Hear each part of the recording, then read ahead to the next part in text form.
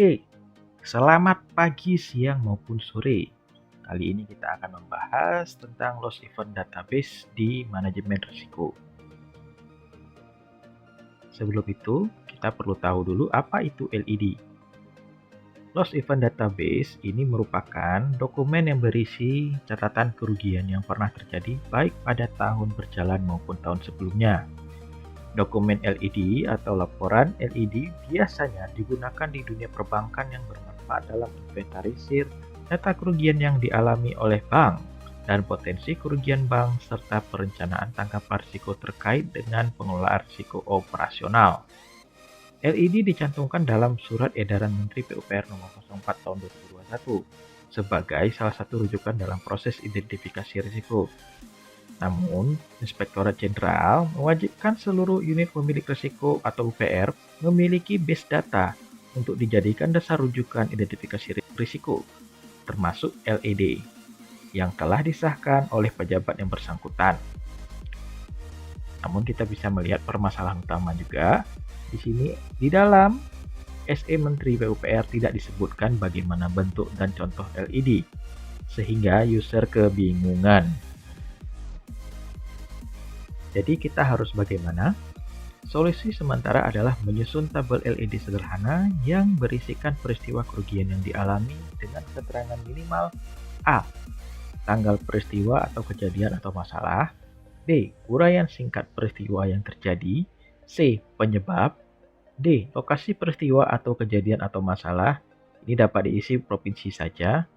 E. Dampak baik keuangan maupun non-keuangan.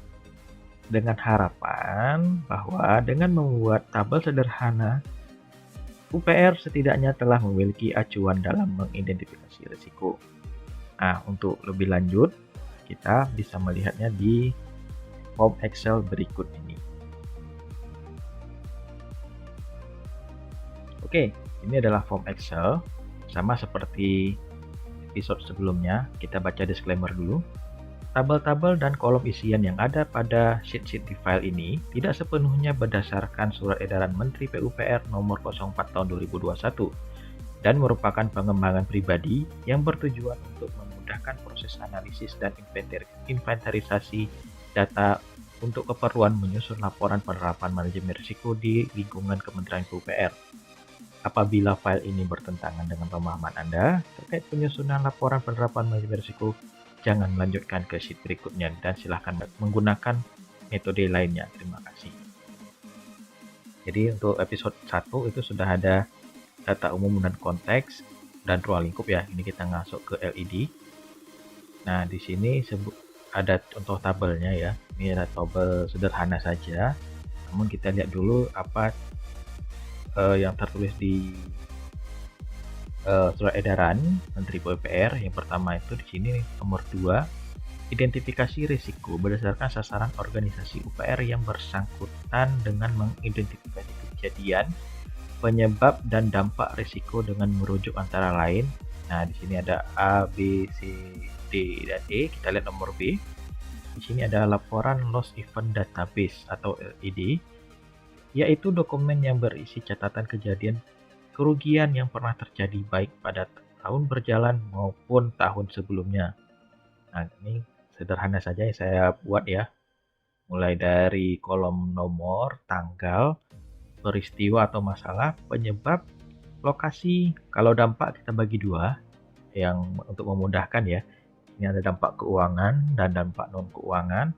Di sini kalau misalnya ada estimasi atau kerugian biaya, di sini juga ada tindakan korektif yang telah dilaksanakan, terus ini keterangan bila perlu.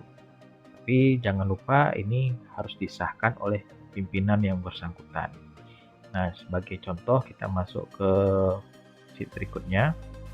Nah, ini ada contoh ya. Contoh.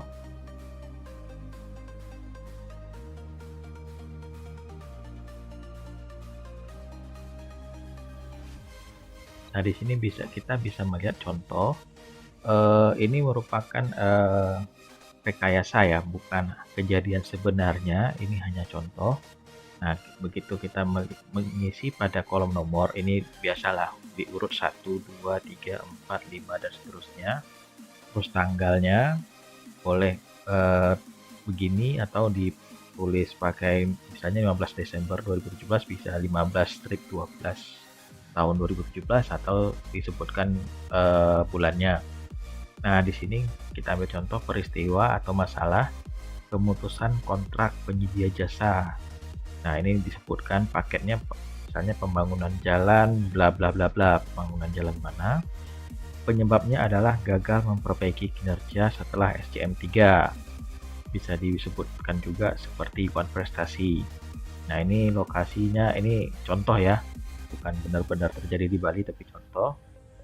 Nah, dampaknya kalau dampak keuangan di sini harus ada revisi DIPA serta pencantuman nilai sisa lelang, nilai sisa pekerjaan untuk lelang berikutnya ya.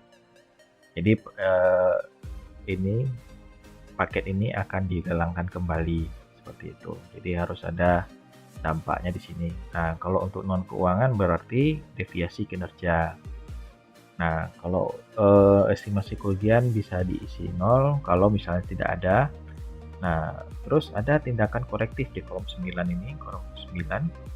Di kolom 9 ini misalnya nomor 1, pemeriksaan dan pengukuran hasil pekerjaan sebagai dasar pembayaran. Nah, jadi kalau dia nggak putus kontrak, sisa yang sudah terselesaikan harus dibayarkan. Nah, terus ada pencairan jaminan pelaksanaan. Nah, ini biasanya jaminan pelaksanaan ini diagunkan di bank, jadi harus kita cairkan.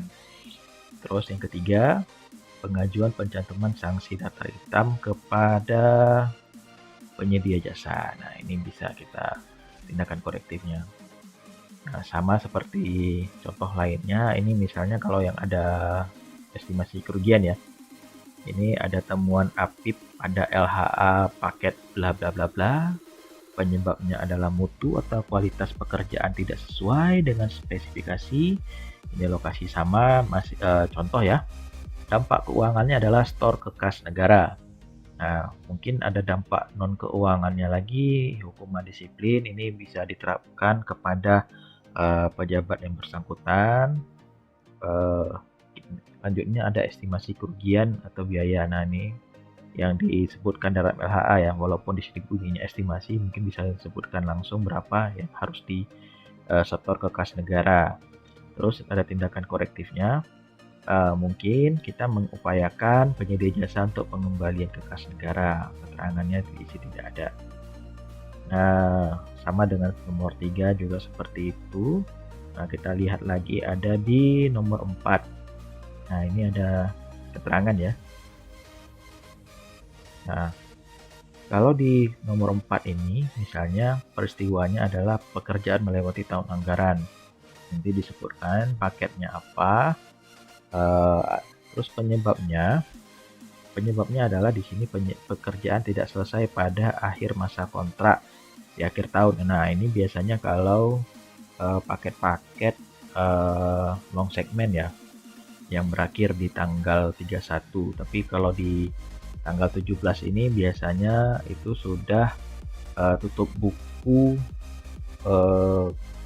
untuk tahun anggaran berjalan. Jadi begitu dia dilihat progresnya masih mungkin sekitar 85%, jadi masih ada kekurangan 15% lagi.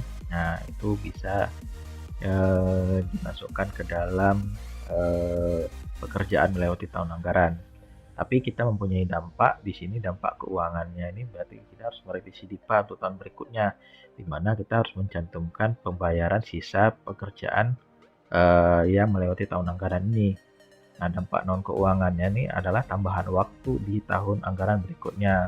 Mau nggak mau, mungkin bisa bekerja di dalam masa denda. Nah, untuk selanjutnya untuk estimasi kerugian biayanya mungkin tidak ada ya. Terus ada tindakan korektifnya di sini. Ada 3 ya, seperti SCM, terus ada yang nomor 2 ini pemberian kesempatan 50 hari bekerja di masa denda, atau menurut PMK-nya itu bisa 90 hari, dan pengajuan review ke APIP-nya ini termasuk untuk review revisi DIPA ya, jadi harus pengajuan dulu ke APIP. Nah, nanti keterangannya, hasil review dari APIP akan disampaikan dalam bentuk kelengkapan pengajuan revisi IPA. Nah, itu contoh-contoh yang untuk tabel loss event database. Jadi bisa diisi apa saja terkait dengan keterangan apapun, kejadian, peristiwa, atau masalah yang terjadi di unit kerja masing-masing. Ini contohnya ada banyak ya, sampai ada 20, ada 19. Dan jangan lupa di kolom terakhir di bawah juga harus disertakan pengesahan dari pimpinan unit kerja.